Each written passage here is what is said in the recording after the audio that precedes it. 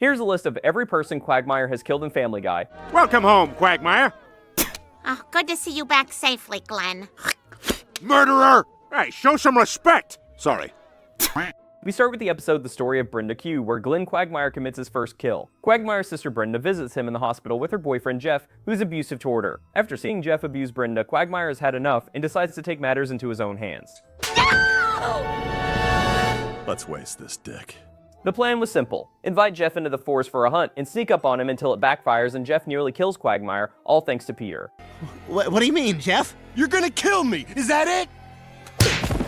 Quagmire later regains consciousness and runs Jeff over with his car, marking his first confirmed kill.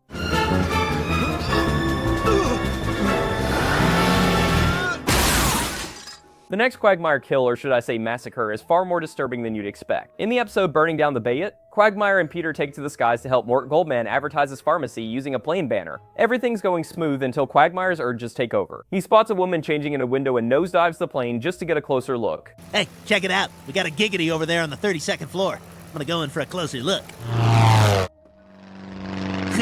All right.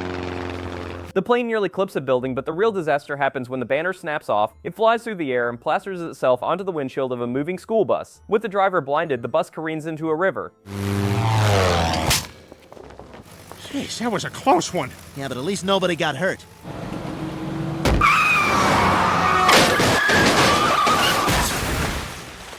Based on standard capacity, that's 45 students and a driver gone in an instant, all because Quagmire couldn't keep it in his pants. That's right, Joyce. Quahog's own Goldman's Pharmacy made headlines across the country after a banner of theirs caused the bus to drive off a bridge, tragically killing all the teenagers on board. If you think that bus crash was a small massacre, have a look at this one. In the episode Tales of Former Sports Glory, we find out that Quagmire is potentially responsible for the single most tragic event in modern history. During a tennis match, Quagmire hits a serve so hard it strikes a passing airplane, causing it to veer off course and crash into the Twin Towers. And in 2001, at the US Open, my first serve hit a plane, causing it to go tragically off course and hit a building. Everyone blamed the Muslims. By counting the passengers, the building staff, and the first responders, that one serve carries a death toll of roughly 2,976 people. Must have been a woman pilot, eh? Quagmire's lust has made him do some terrible things throughout the show, but what he did to the Simpson family is unforgivable. In the episode Moving Out Brian's Song, during a parody of a Simpsons advertisement, Quagmire attacks Marge Simpson and tries to force himself on her. A lot of time and energy to this relationship with some expectation that it could grow into something much more significant. And if you're just stringing her along, well then I gotta say, I've lost a lot of respect for you, Brian. In a twisted turn, Marge actually enjoys it and invites him back to her house, which of course is immediately caught by her husband Homer. To escape the situation, Quagmire doesn't just run. He pulls out a gun and shoots Homer, Marge, Bart, Lisa, and even the infant Maggie Simpson. He leaves the entire family dead on their iconic couch. Wow, 3 times in a row! You're amazing, Glenn! Oh, I just take a lot of pride in what I do. Hey, what's going on here? Ah! Get off my wife! Oh my god! Oh my god! Ugh, you shot my homie! I'm calling the police! Ay, caramba! Mom and Dad are dead! Oh no! Who will pay for my saxophone lessons?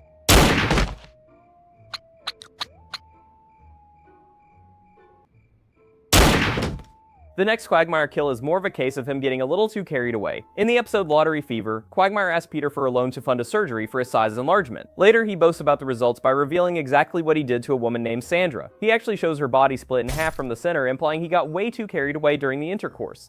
And if it makes you feel better, it was money well spent. Just ask Sandra, the waitress over there. We had a great time last night. Tough girl. Made it into work.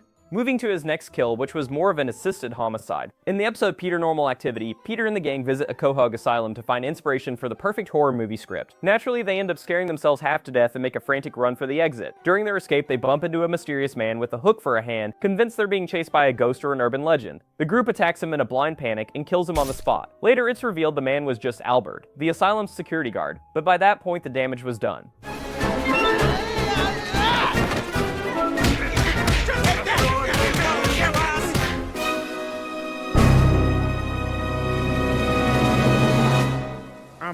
Hookhand's name is Albert, and he's dressed like a janitor.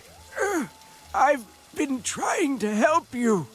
I'm the caretaker here. Whether Quagmire was the one who landed the final blow or just helped with the heavy lifting, a kill is a kill, be it half or full. He's dead. What have we done? We killed an innocent man.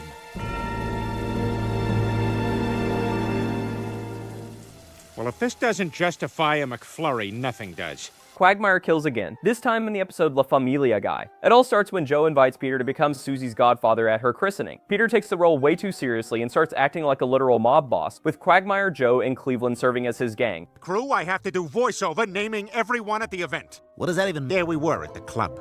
It was me, Glenn Quaggs, Joey Swan, and downtown Julie Cleveland Brown. You remember when there were 2 Julie Browns in the 90s?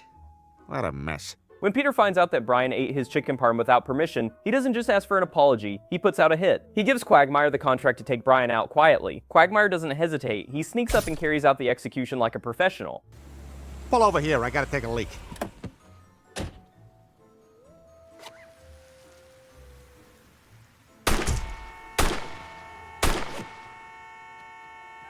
Leave the gun.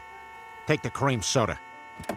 And speaking of bonding, Quagmire actually killed Peter once, well, almost. In the episode Brian's a Bad Father, Peter accidentally shoots Quagmire during a hunting trip. This doesn't just hurt, it ends their friendship. And even Joe takes Quagmire's side. Well, looks like it's just you and me, Shadow. Unimpressed, Peter decides the only way to win back his best friend is to offer him a free shot, allowing Quagmire to shoot him in return to even the score. Quagmire doesn't aim for the leg or the arm. He returns the favor with a literal headshot. In any world besides a cartoon, Peter is a dead man on the spot. He shot me! I mean, if we're doing things fair here, then... All right, we're good. Peter miraculously recovers by the next scene, but who cares about cartoon logic, right? A point-blank bullet to the skull is a kill in my book. Peter, I'm so glad you patched things up with your friends. Have I told you that we're all friends again? Yes, Peter, we were just talking about it. You're gonna take me to the zoo and roll me around. We're all friends again.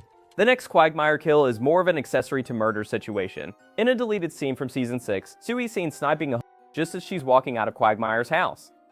The prostitute should be exiting Quagmire's house in 3, 2... Hey, thanks a lot. I had a swell time last night. Instead of calling the police or panicking, Quagmire, without a second of hesitation, simply drags the dead body back inside his home. And get this, he didn't do it to hide the evidence. He did it because he wanted round 2. Now in a court of law, Quagmire would never be able to prove he wasn't the one who pulled the trigger. So sorry, Glenn, but that kill is staying on your record. All right. God, what is wrong? Am I just sick? Moving to his next 2 kills, which are more indirect, but just as permanent. First, in the episode I Take Thee Quagmire, Glenn actually does the unthinkable and gets married to Peter's maid Joan. Naturally, he regrets it almost immediately, but Joan threatens to kill herself and him if he ever leaves. Some of the guys thought we should get a divorce. What? But I told them they didn't know what they were talking about. Good, because if you ever left me, I'd have to cut myself, and then I'd cut you. I love you, Glenn. I love you too, insane woman I'm having second thoughts about. What? All right. To get out of the marriage, Quagmire tries to fake his own death. But when the actual Grim Reaper shows up at the funeral, the plan falls apart and Joan ends up losing her life because of Glenn's scheme. Sorry, Mr. Quagmire, but I still need a body to take back with me, so... No, you can't take him! Next, in the episode A Fistful of Meg, Meg gets into a feud with the new school bully Mental Mike. She turns to Quagmire for help, and he trains her to use a special power that results in Mental Mike literally melting during the fight. All right, you little bitch. It's time to end this thing. Yeah, it is.